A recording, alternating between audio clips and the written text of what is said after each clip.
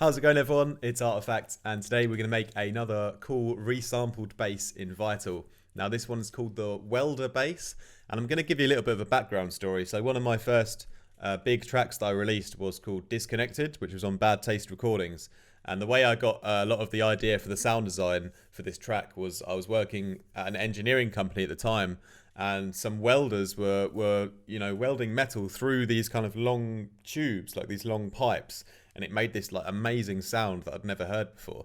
So at the time I recorded it and I used it as kind of the breakdown for this Disconnected song. So let me show you quickly what I mean. So it's that little kind of sound.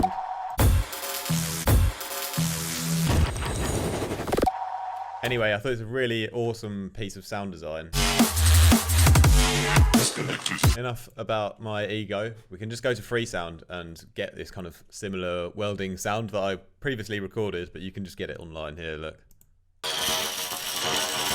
It's that kind of sound. And I thought I'm going to just push that straight into Vital and make a new bass out of it. And this is what I came up with.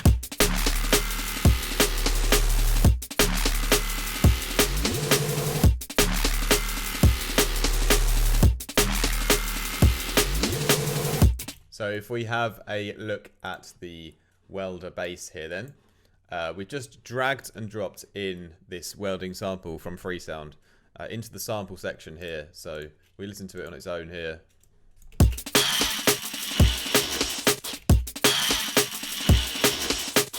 Obviously it's already running through the effects, but we drag the sample onto the wavetables as well, and then it'll synthesize a wavetable out of that sample. So it won't sound the same as the sample, it will be like a digital version where it tries to copy the spectrum, but it kind of gets close, and then by playing with the modulation of the wavetable here, we can try to sort of re-emulate that sound through the wavetable.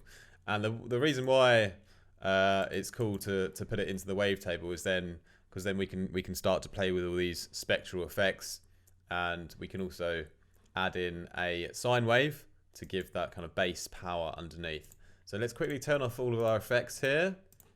And for this one, I decided I would try and make a sort of longer bass. And I didn't want any LFOs, so we're just using a bunch of different envelopes to shape the sound. I'll take these filters off as well. So the first envelope 1 is obviously the volume, we already know that.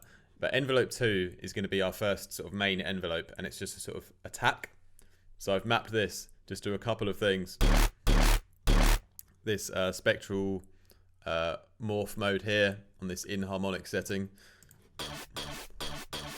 You know, if I take that off, this is kind of the welding wavetable. But you know, by putting this inharmonic mode on, it just kind of, we get a bit more of an interesting wavetable. And yeah, that's just mapped to the envelope 2 here.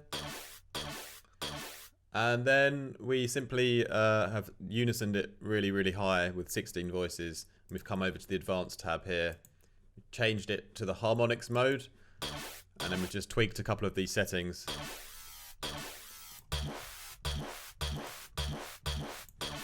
Just sounds a little bit different, and it kind of blends in with the other oscillators a little bit nicer.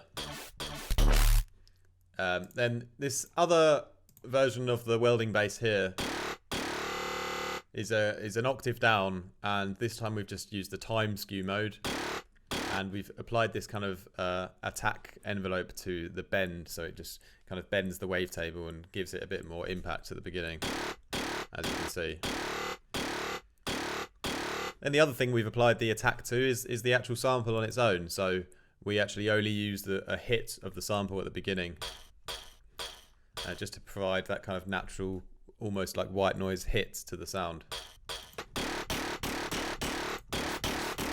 So that's the main like spectral character of the welding bass, and then by adding a sine wave underneath everything, we kind of get that power that we're missing from the low end.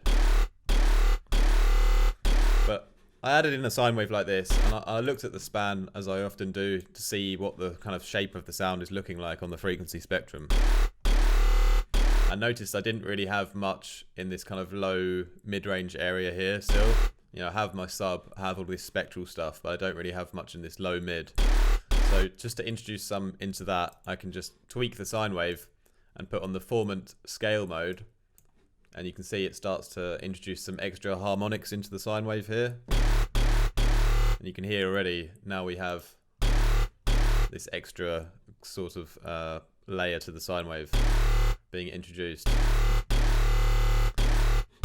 And then just to sort of blend that sine wave into the other wave tables, we just frequency modulate it from oscillator 1. And instantly we get that like strong kind of sine and spectral wavetable blend, like working together really nicely. So then that's the basic sort of start of the sound, and then as it sort of tails on, I wanted to introduce some more modulation to keep it interesting and keep it rolling. So we have this envelope 3 here, which is a sort of slow ramping up, and this is going to be applied to a bunch of different things, but the main sort of things are this comb filter, which we go on to add. We get this kind of like long sort of resonant effect starting to happen here. And then we go over already to our effects, and one of the main ones that we use here is the chorus.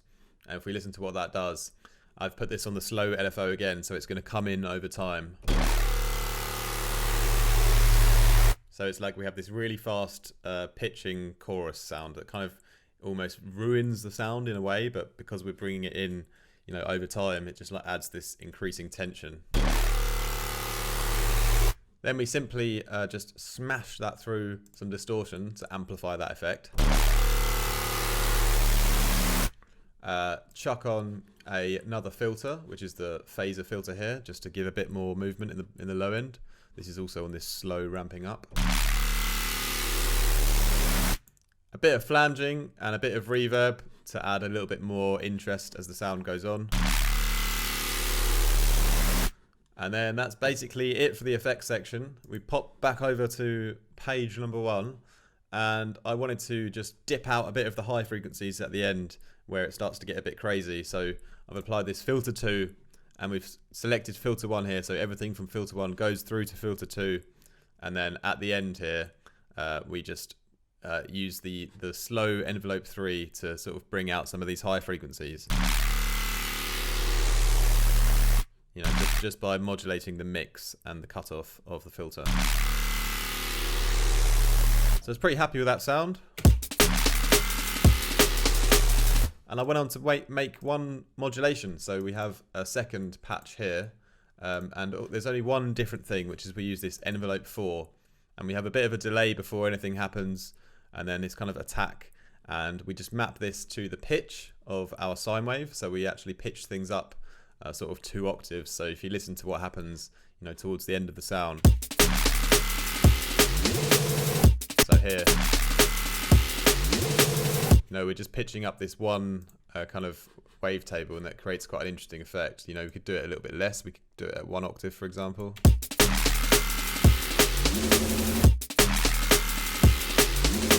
But I quite like it at 2 octaves up. So yeah, that's kind of the basic loop that we have here.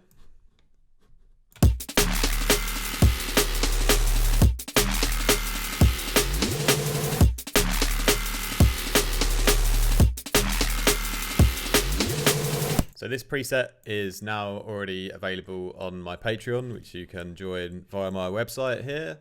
And there'll be a new sample pack coming out from me on loutsamples.com this Friday or Thursday. And you can also grab the Lout samples, the other samples using my discount code LOUTARTIFACT. The link is down below, and save yourself some money on some high quality samples. Anyway, hope that helps you guys, and stay creative and try some resampling, and have a nice week. Peace.